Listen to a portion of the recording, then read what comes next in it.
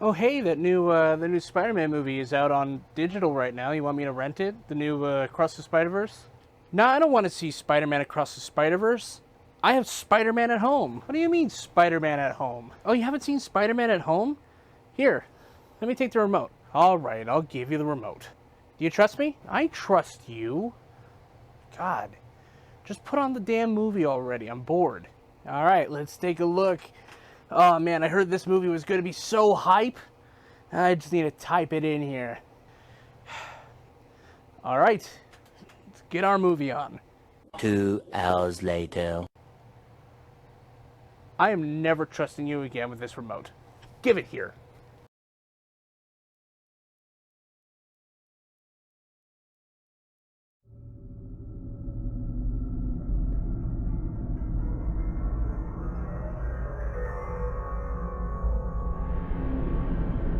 Spider-Man is without a doubt one of the most iconic heroes of all time. One of the most iconic characters of all time for not just Marvel, but for superhero comics in general. And why is that? Many people have various different ideas as to what makes Spider-Man good, or what makes Spider-Man perfect in people's eyes. And various people have had various different responses. And as Spider-Man fans on X, on Twitter, on Facebook, on whatever social media site you happen to peruse on, Spider-Man fans tend to be very split. But one thing has always been certain: anyone can wear the mask.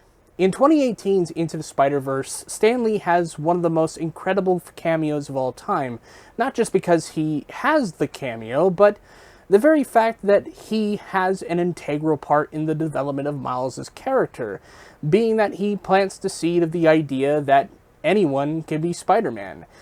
And that point is expanded upon in Across the Spider-Verse in various ways. The idea of what is and what isn't canon is integral to the ideas of what the Spider-Verse films have been going for in the past couple of years. And the canon is obviously a jab at people like the Spider fandom on Twitter, how so many different people can view different takes of what makes a Spider-Man and come away with, oh, well, that doesn't work for me, therefore it's not canon, or this thing, yada, yada, yada.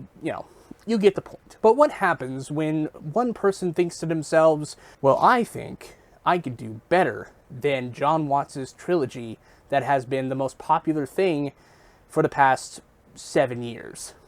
You get Spider-Man Lotus. Now, for a disclaimer here, I don't normally talk about fan films, mostly because fan films are seen by me in two different ways. For one thing, it's kind of just a fun expression of how people, interpret their relationship to a given property. And sometimes some of those results can be pretty fun. There's a famous Star Wars short film where it just followed the troopers, and it was kind of funny. I can't quite remember the name of it, so I'll just put a kind of a picture of what it looks like right in the corner there. And the other reason is that a lot of the times they're just kind of made for fun.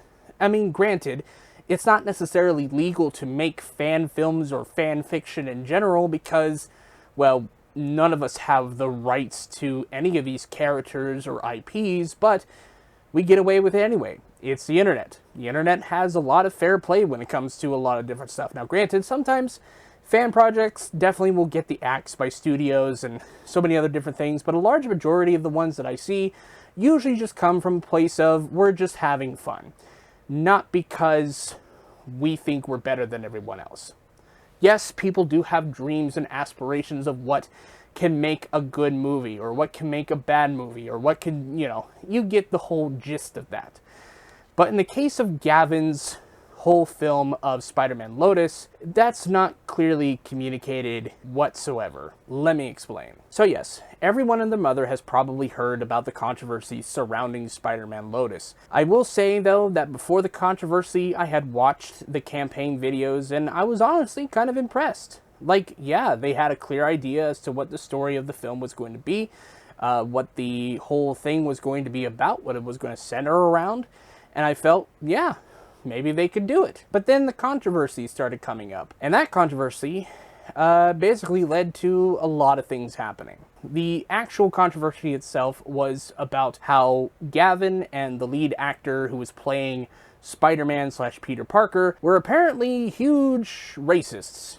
Yeah. In a mix of fake and real texts and DMs, they basically kind of concluded that both of them were fucking racist. And it wasn't even until before the film was released recently that we found out that the acting coach / Green Goblin himself was not only a racist, but he was also a child sex offender. That's not very good. That is not very good. And that earlier controversy caused a lot of stirring within the production itself, leading to various VFX artists to kind of just step down from the project and say, okay, we're not dealing with this. We don't want to work with this guy. And at that point in time, people did not know whether or not this film was even going to release, even if anyone cared at all about this movie. And then we got the word. Spider-Man Lotus would be releasing 2-3 weeks from when the TikToks, when the tweets, when the Instagram posts, and when the YouTube video had announced it. We were finally going to see what Spider-Man Lotus was, and Gavin was going to see his name, his movie, up on the big screen at a red carpet premiere that somehow he was able to afford. It was released onto the internet to a wide and astounding, this thing sucks. Yup. There's a lot of reasons why there was a general reaction to the movie in this way, and it wasn't just because of the controversies I've talked about earlier. Setting aside the controversies, there are just so many problems with Spider-Man Lotus that I would like to go into. Now, leading up to the production of this movie, it was basically said that this movie was going to adapt various different storylines. It was going to incorporate elements of Norman Osborn's drug addiction. It was going to incorporate Gwen's death, which was the biggest centerpiece of the entire film. That this film was also going to incorporate the kid who collected Spider-Man, which is a pretty notable Amazing Spider-Man issue. It's one of the best ones, and it sometimes gets reused in certain runs and different runs here and there to kind of remind the audience, hey, this is why Spider-Man is good. Like, the kid who collects Spider-Man is one of the most iconic stories.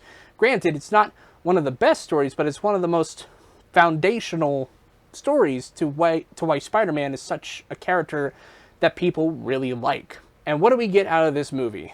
Well, we get 2 hours of Peter Parker constantly not being Peter Parker. Yeah. So, here's some of the biggest problems that I have with the film. Technically speaking, right?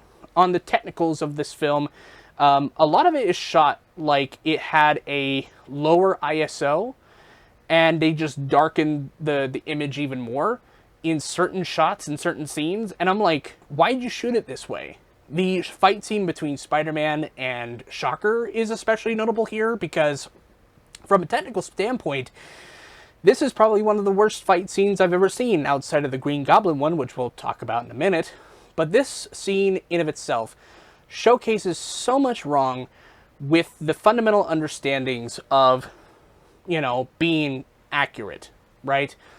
Gavin's whole thing in terms of making this movie was just out of spite, thinking that he could do better, that he knows better, than all these other people that have worked closely with Marvel Studios, that have worked closely with the comics, that actually know more than what he would do.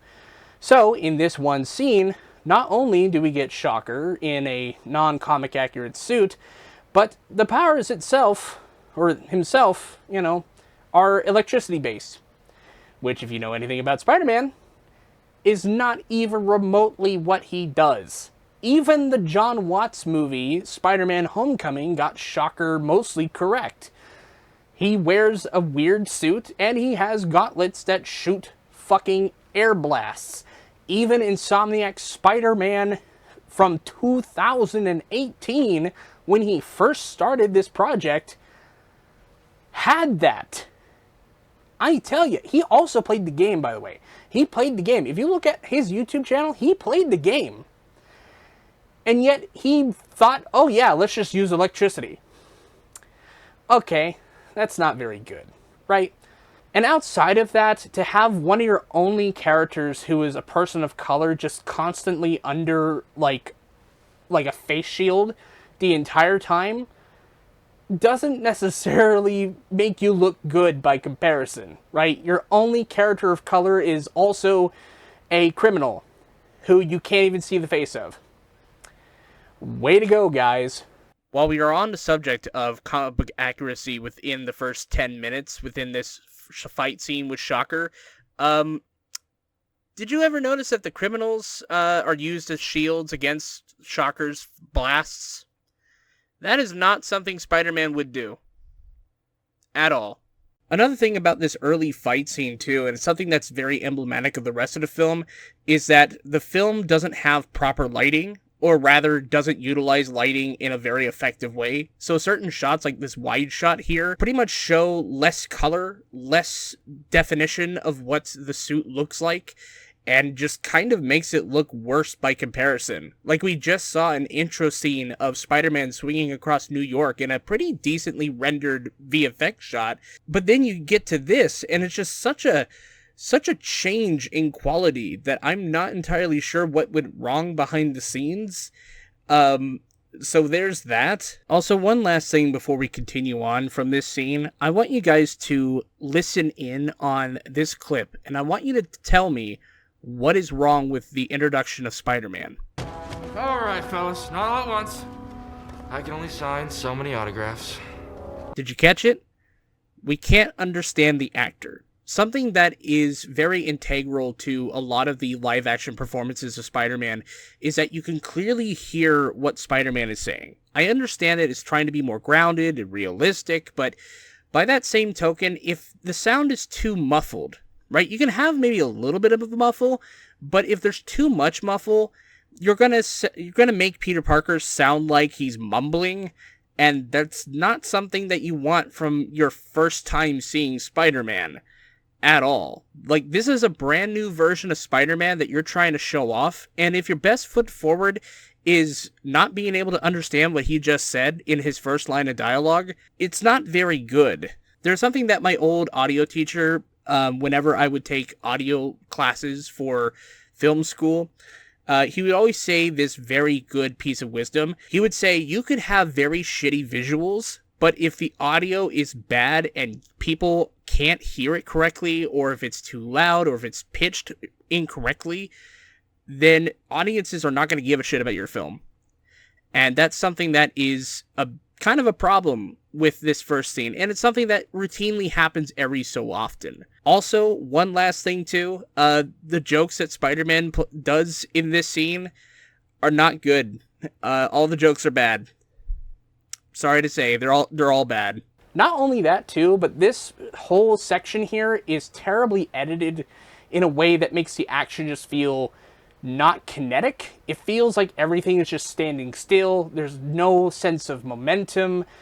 And then we also get a flashback to like a fight between Spider-Man and Green Goblin. And this is easily one of the most hardest to see segments. Not because it's hard, because it's emotional, right?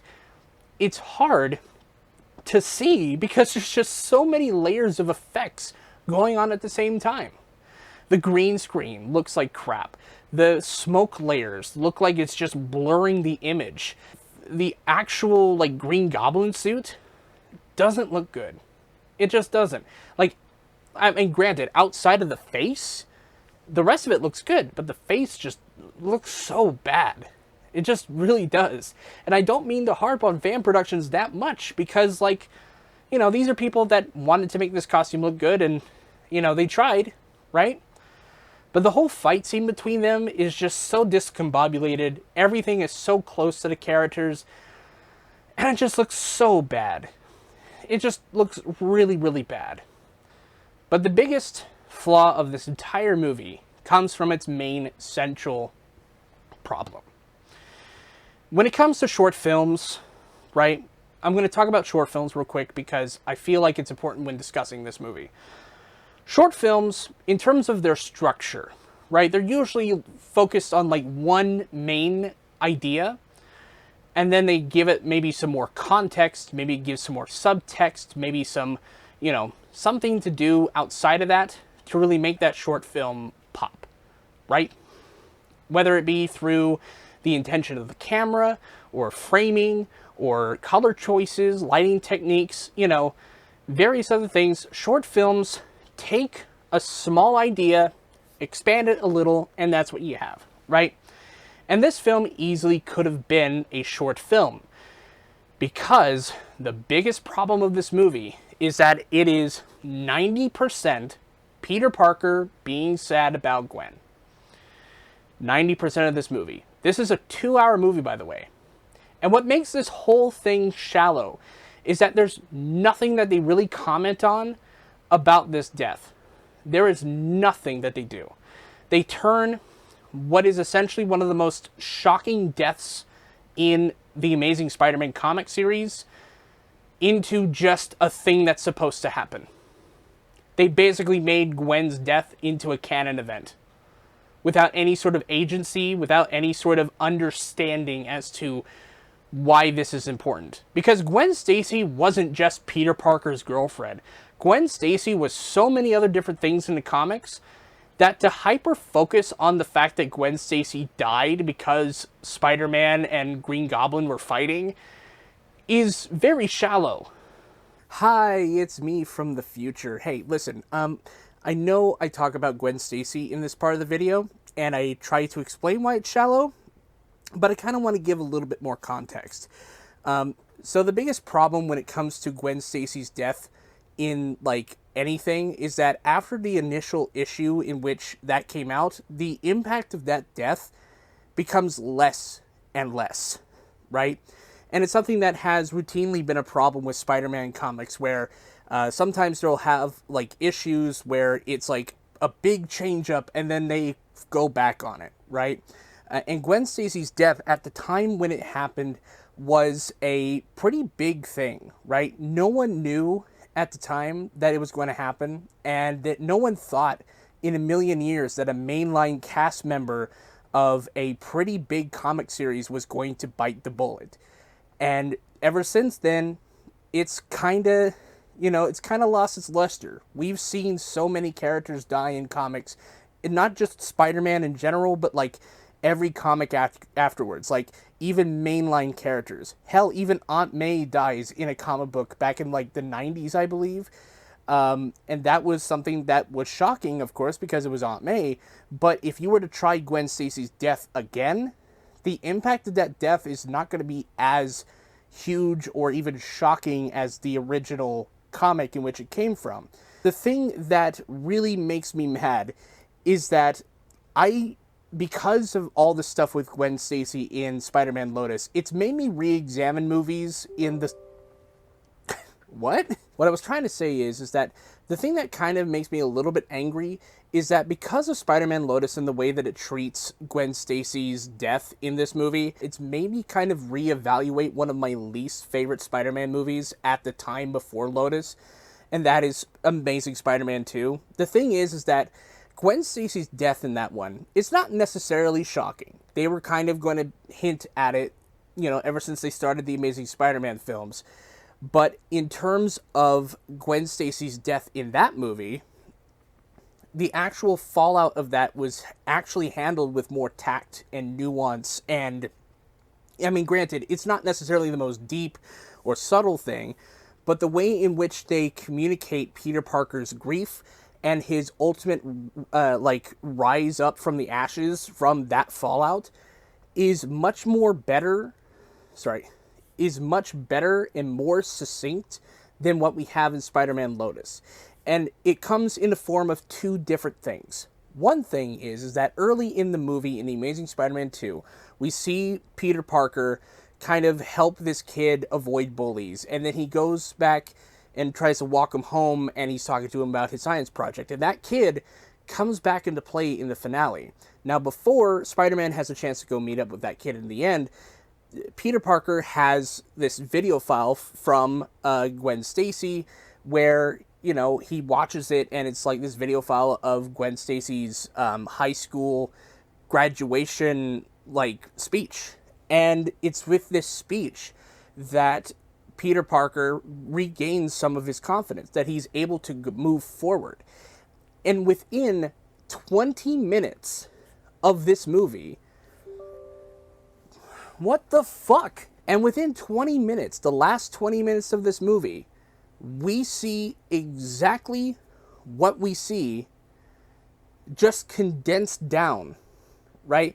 We have seen exactly what this whole movie was going for in less time. That is partially why I say that this movie could have been done as a short film and not as a feature length. Because there's just so much repetition in this movie that you could just erase 90% of it and it would have made it better. So yeah, thank you, Spider-Man Lotus, for giving me brand new appreciation for a movie I still don't necessarily like, but I would definitely watch over Spider-Man Lotus. Now back to past me. Or rather, when you're watching this, this is also past me, so past me. There you go. And one of the most egregious parts of this film is the scene where Spider-Man goes to the kid with terminal illness. There are moments in this section where I genuinely believed that there could have been some good here. But a lot of this sequence, a lot of the problems with this entire bit, comes from the fact that Spider-Man trauma dumps all over this kid, who, by the way, is one of the biggest fans of Spider-Man in the entire world. When J. Jonah Jameson would just talk shit about Spider-Man, this kid would have just been all over Spider-Man because he believes in Spider-Man, right? He believes that everyone can save the day, right? He believes in the good. The whole reason why that subplot even exists in comics is to showcase to Peter and to the reader and to everyone else that your life may be shit, but the bravest thing that anyone can do is to keep moving forward. That kid has cancer, terminal cancer. He's going to die. He's going to go to his happy place. You know, insert euphemism here for the afterlife, but he's going to die. But he believes in good. He believes that good can happen in this world, that there are people out there that are wanting to do good. That's one of the biggest parts of that story. It's sad, right? It's a sad part of that story, realizing that this kid who was inspired by Spider-Man could have done something good, but his life was cut short. He was still doing good, don't get me wrong. This kid was doing good. He was doing good things. But his life was cut short.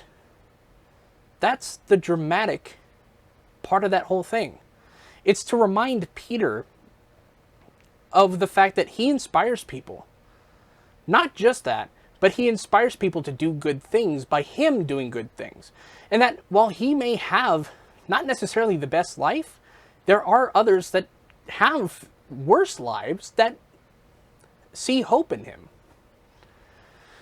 But when you're having a protagonist the entire time of this movie talk incessantly about it, rather than talking about the feeling or even just anything outside of, oh no, my girlfriend Gwen is dead,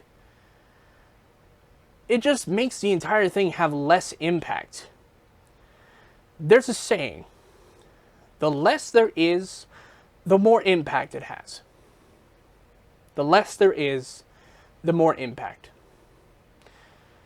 Let's go, for instance, the 90s animated show that everyone really loves. They actually adapted that storyline pretty fucking well. And it's something that Cosmonaut Marcus pointed out. The entire story, up until the end, is just about Spider-Man meeting this kid in a hospital. No one knows why he's there.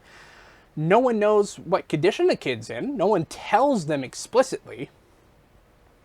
And it's not until the very end, where there's not very much dialogue, that Peter Parker swings out and we see, as the viewer, that this was a cancer clinic. That's a gut punch. The entire thing did not need to be told that way, right? And look, I'm not saying that Spider-Man Lotus should have just taken all the cues from the 90s animated show, because that would have been plagiarism. But it does showcase a key difference between what Gavin is showing and what the actual writers back in the 90s, and even with certain other stories, were doing. And that's storytelling. When I watch Spider-Man Lotus, I don't see storytelling. What I see is a person who doesn't understand the process of storytelling. What I see is a person who thinks to himself that the actual way to make a good movie is to just exploit the fuck out of sadness. When dealing with stories about stress and anxiety and depression and sadness and death and grief, they have to be given a sense of gravitas, a sense of subtlety, a sense of weight. And this movie continually treats the subject of grief and depression like it's some sort of get out of jail free card. Like it's some sort of, hey guys, remember, he's depressed, he's sad, his girlfriend died, you should feel sad. The entire movie. There's no reasons given why we should care outside of that. There's no discussions about Gwen in the past, and even the visual language of the things that happened in the past are shown in such a mundane way that it kind of just works against what they were trying to go for in the first place, especially when we get into an earlier scene where it's supposed to be a flashback about Gwen and when she was alive, but the colors and the way it's shot, and it's especially since it's at night, it doesn't really showcase how bright these memories were for Peter. From a visual language standpoint, it doesn't work. But the problem with the way Gavin utilizes the themes of grief and depression is that they're not themes. There's nothing that's woven into the narrative succinctly that makes it all the more important. The way in which Gavin utilizes these themes is like a Pavlov's bell, where he'll ring it every 10 seconds to remind you that you should care about Peter because he is sad. Not because of any other reason. There's no deeper exploration of his grief. There's nothing else in this movie other than what's on the surface.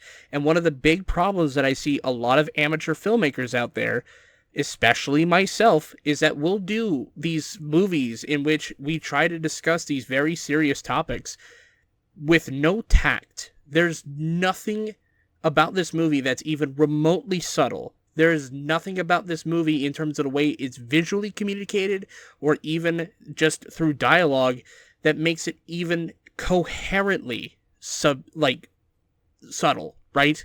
There's nothing about it. All of it is just ham-fisted and about as subtle as a train running through my house. That's how bad it is, in my opinion, and in plenty of other people's opinion.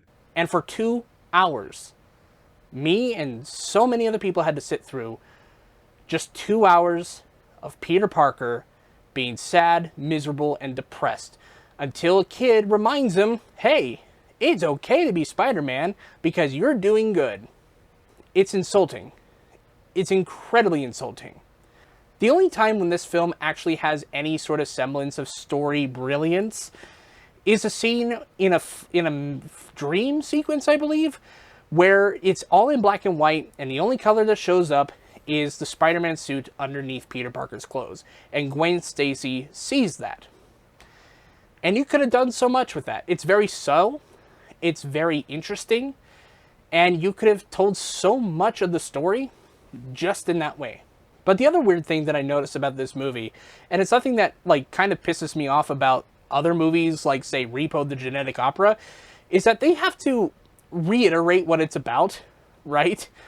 Like, that if you've seen Repo the Genetic Opera, the film introduces itself twice. But once in graphic novel form, and then in a different form, right? We get to see it in live action, we get to see it be constantly told, reiterated so many different times. And this film kind of does the same thing. Outside of the first 15 minutes of the movie, it goes into right after that first 15 minutes, it goes into a title sequence that's, akin to Spider-Man 1. And, yeah, it's long and it's boring. It really is. You gotta cut it down, There are just so many parts. I've said it before, I'll say it again. There are so many moments in this movie where there are certain gaps, there are certain spaces that are just left unfilled that need to be trimmed down a little bit. Even if it's a millisecond or a second, shots tend to linger maybe a little too long.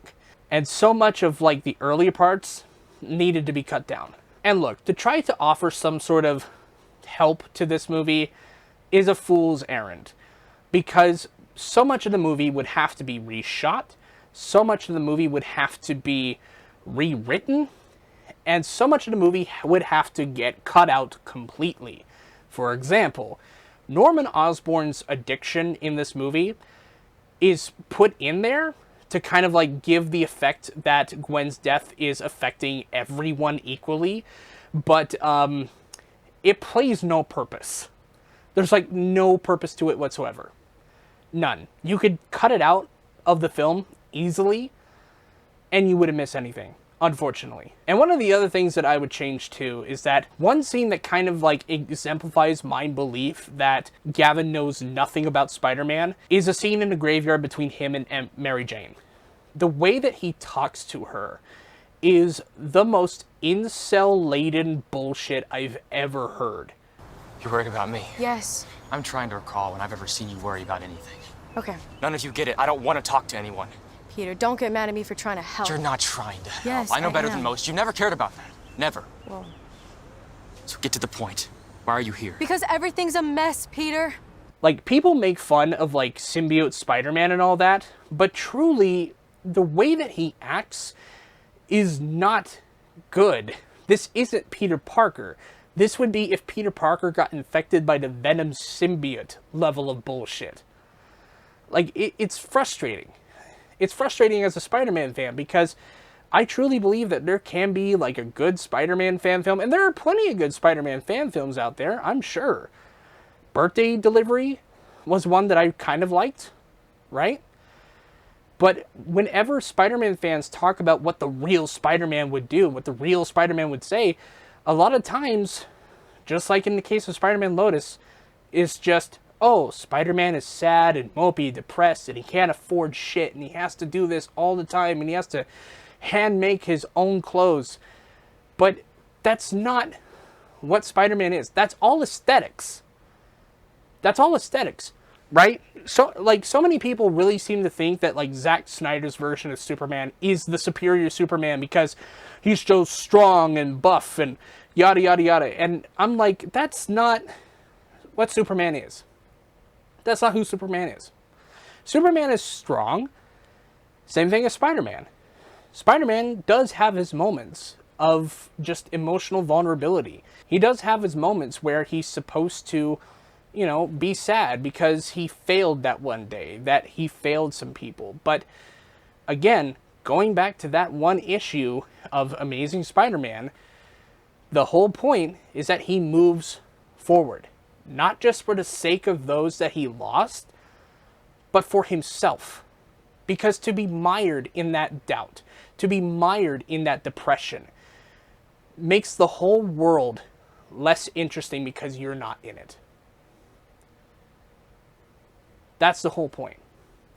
Grief, depression, there is a lot of great, like, examinations of how grief and depression play into people's lives in movies all the time.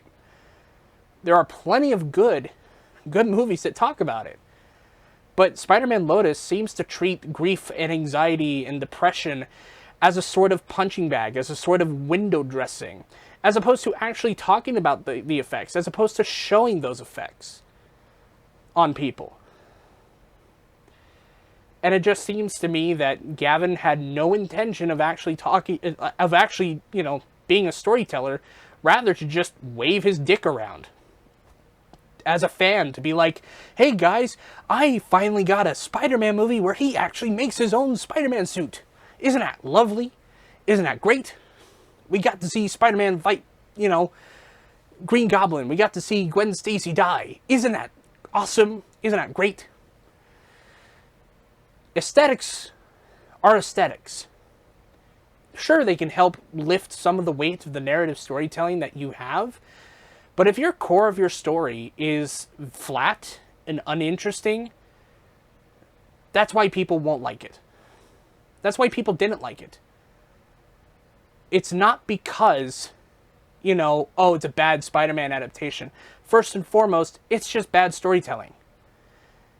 People didn't like it because of the controversies. Sure, that might have helped a little bit, but overall, if you had none of those controversies in the first place, people would not even give this movie a second thought. This movie is bland, boring, and a waste of 2 hours. But I will say there are a couple things I did like. Just a couple.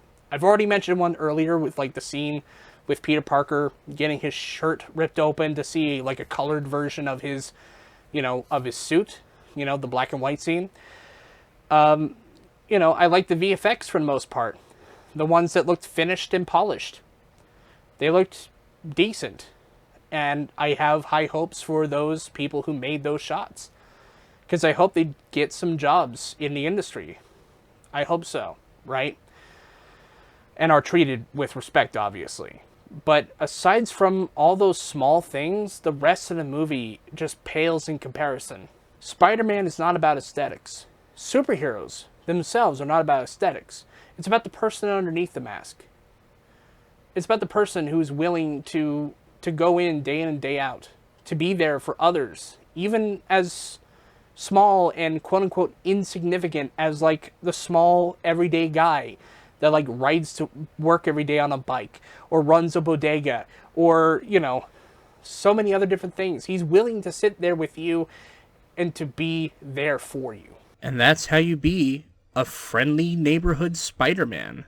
And yes, certainly, he'll go and fight supervillains. Sure, he'll make his own costumes. Sure, he'll do all these things. But that's not what makes Peter Parker Peter Parker. Or even Spider-Man. Spider-Man. He's there to save people, no matter what. Even from small things or bigger things. And when he gets down, he reminds himself that for the memories of those he lost, he has to keep moving forward. It's a big thing. It's a big part of his character. And unfortunately, Spider-Man Lotus just does not actually adapt that correctly, in my opinion. So I don't really have much of a way to have an outro for this video, because a lot of it is just me rambling about Spider-Man Lotus. But, and until next time, guys, I'll see you in the movies. Or at the picket line.